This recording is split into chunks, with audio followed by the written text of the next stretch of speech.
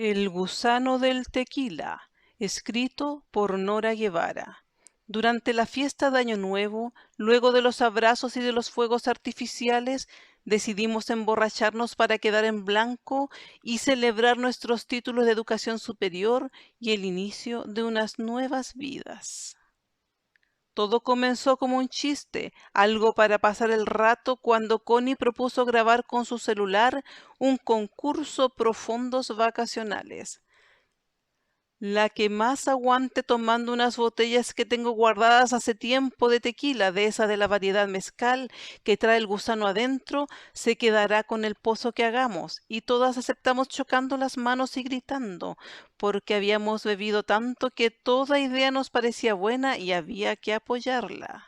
Voy a grabarlo todo para que mañana podamos reírnos y recordar los mejores momentos de este concurso. Y bueno, como evidencia que la ganadora de la competencia tiene derecho al premio porque las demás estaremos tan borrachas que no habrá testigos.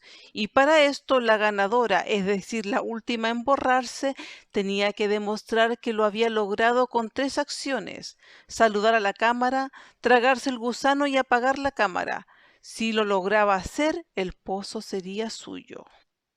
Para comenzar, cada una puso $450 en un frasco y las que no tenían dinero pusieron un vale firmado con su huella digital.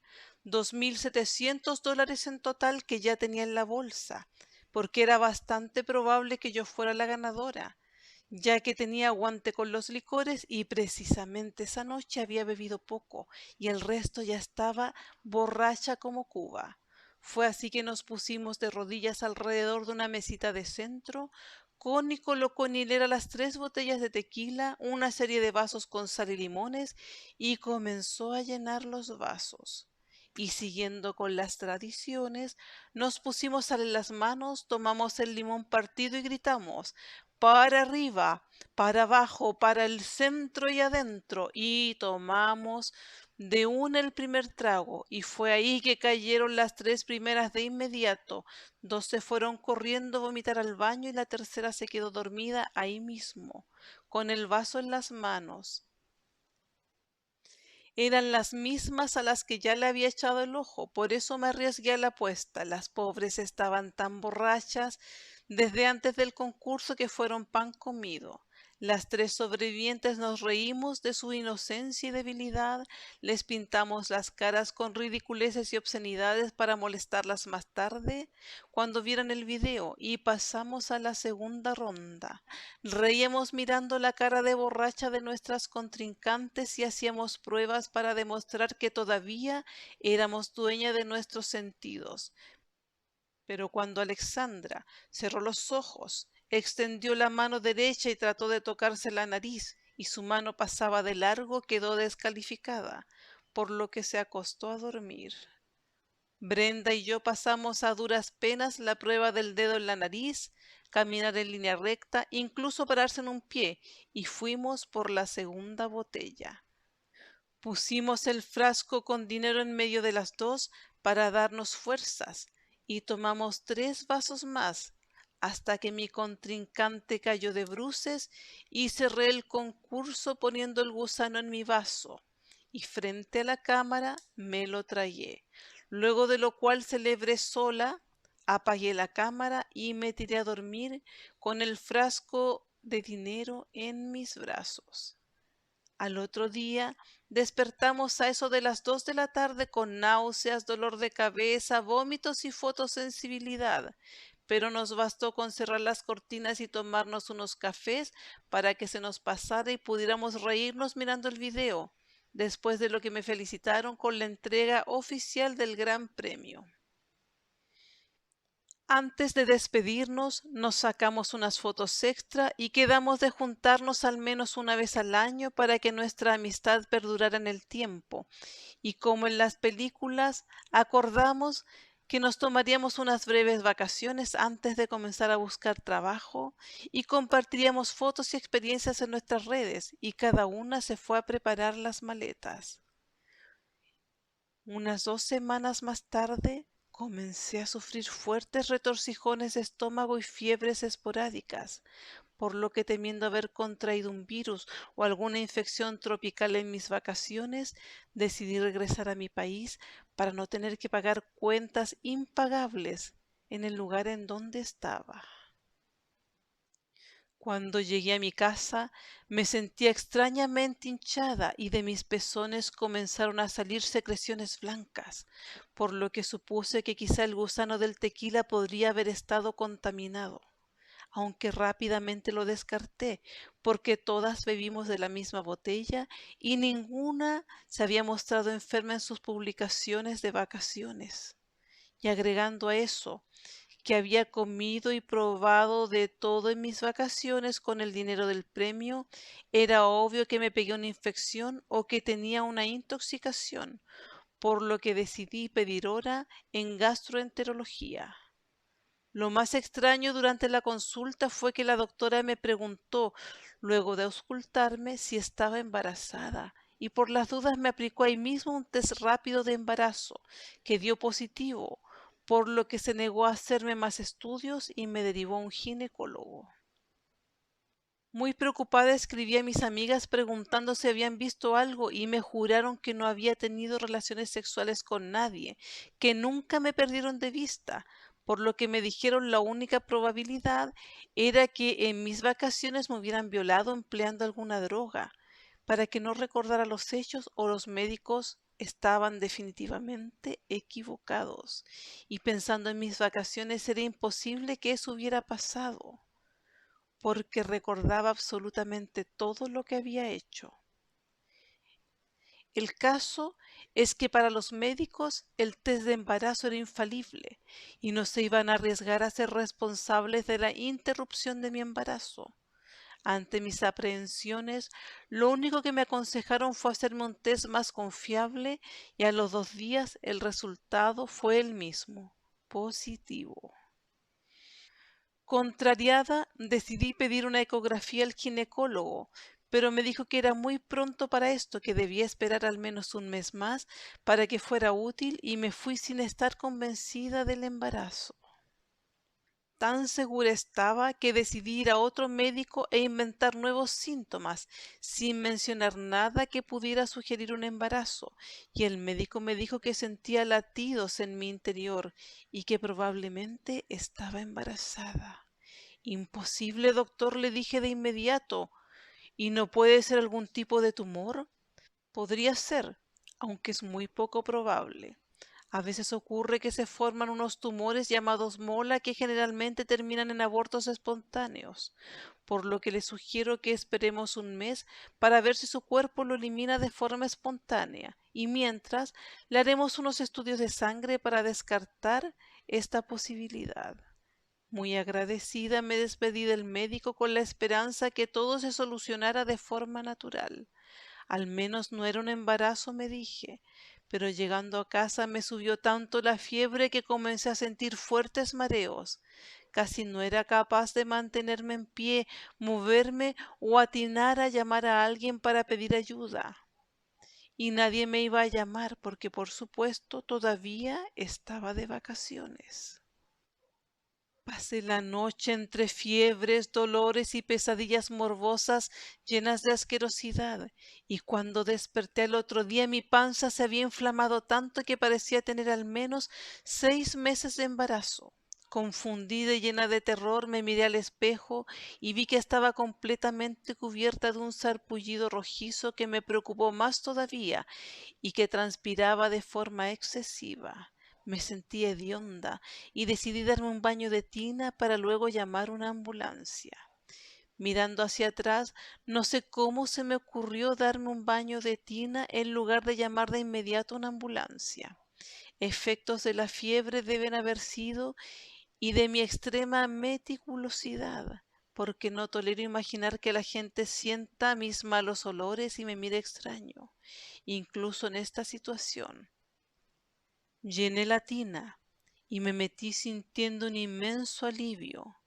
Me miré la panza y la percibí como si no fuera real. Quizá todavía estoy soñando, imaginé, porque es imposible que me haya crecido así en una noche. y dejándome llevar por la tibieza del agua cerré los ojos hasta que de improviso noté que algo se movía en mi panza y comencé a sentir fuertes dolores en la vagina. Parecía que algo me iba a partir en dos hasta que de pronto una cosa resbaladiza se me escurrió entre las piernas y comenzó a aletear en el agua, que se puso completamente roja. Espantada, me aferré de ambos lados de la tina y comencé a gritar mientras un inmenso tentáculo que salía desde mi interior comenzó a retorcerse, sacudiéndome las entrañas, las piernas y la vagina, intentando envolverme.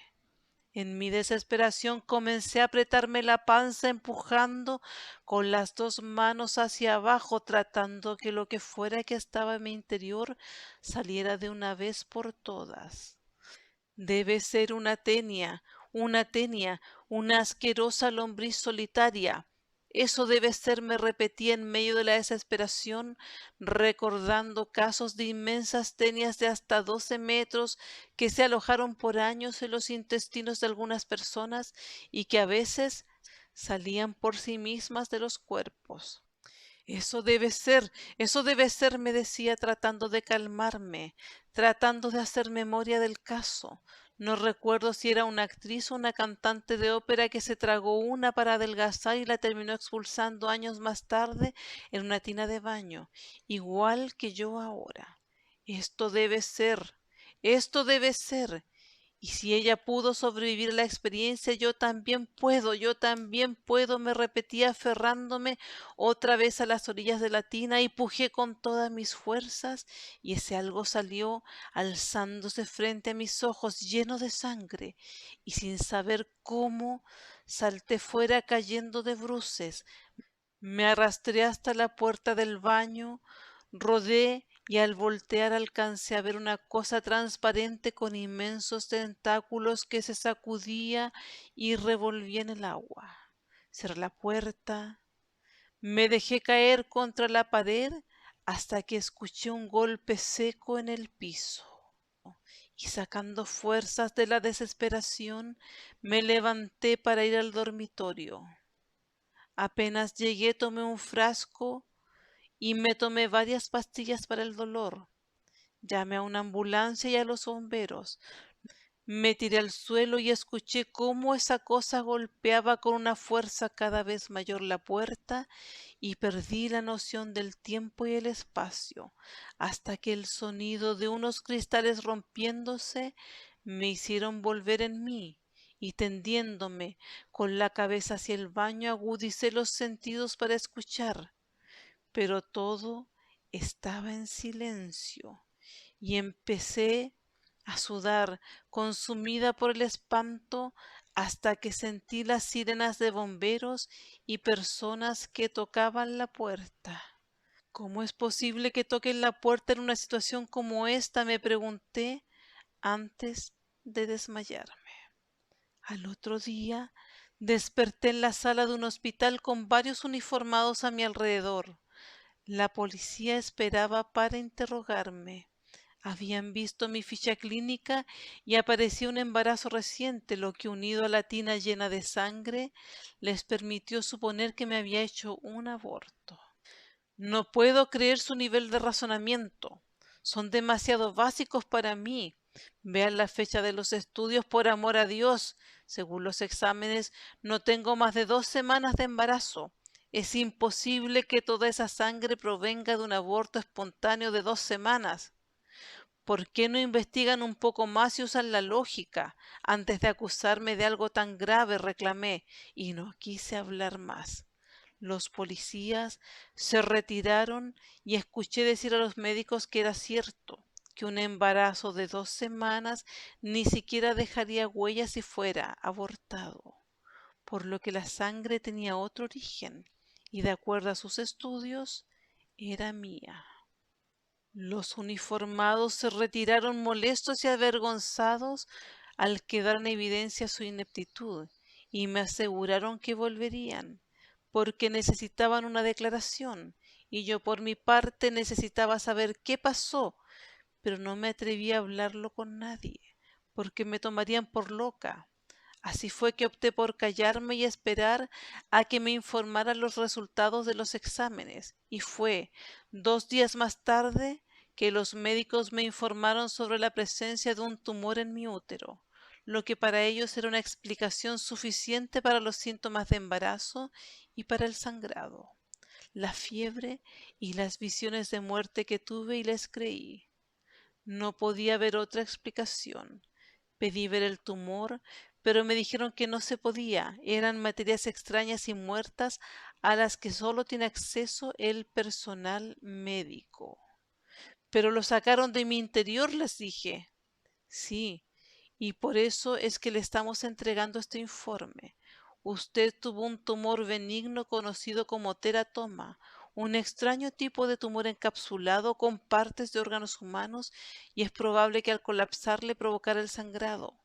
Pero ahora todo está bien, no tiene nada de qué preocuparse, me dijeron antes de retirarse.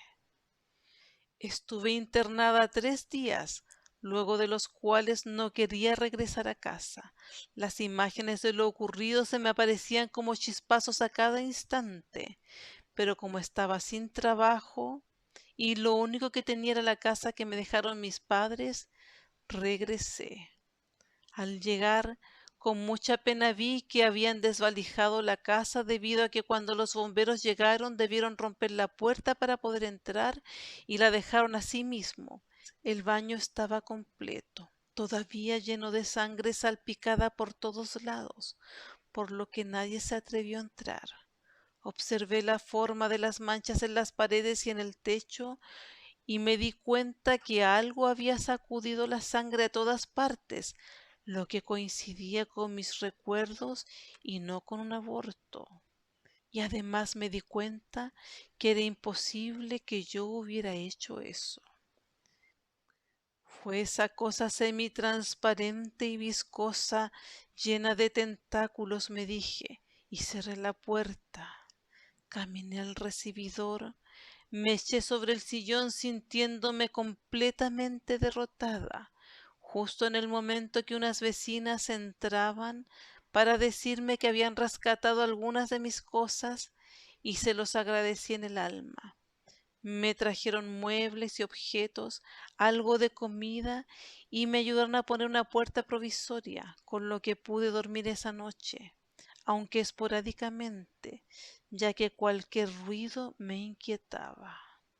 A la mañana siguiente desperté muy temprano, decidida a investigar por mi propia cuenta, ya que la justicia me había ignorado por completo.